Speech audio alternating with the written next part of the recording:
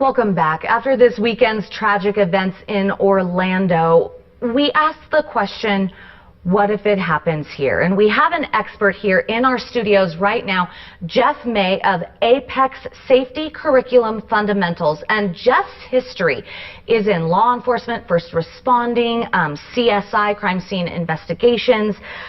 I could go on and on about what you've got in your background, but your current business is to talk about how to prepare for active shooter situations. And the federal government repeatedly says, if you see something, say something.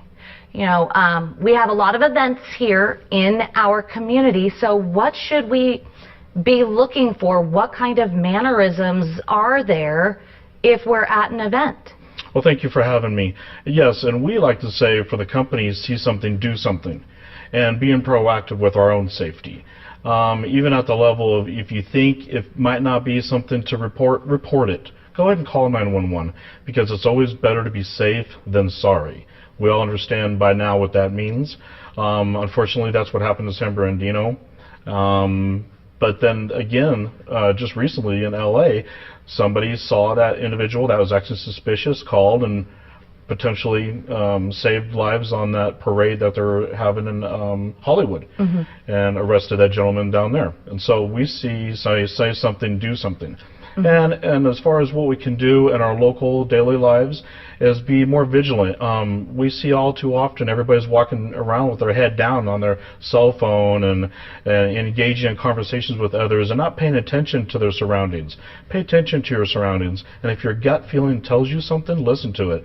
If that sixth sense or that woman's intuition says something's wrong, typically it's correct and right. Okay. On that note, if you are at an event where there's this big crowd, maybe very few points of exit, what do you do if there is a person who is going to be there shooting? You know, do you play dead? Do you try and tackle the person? And we don't want a Monday morning quarterback. We want to prepare you at home.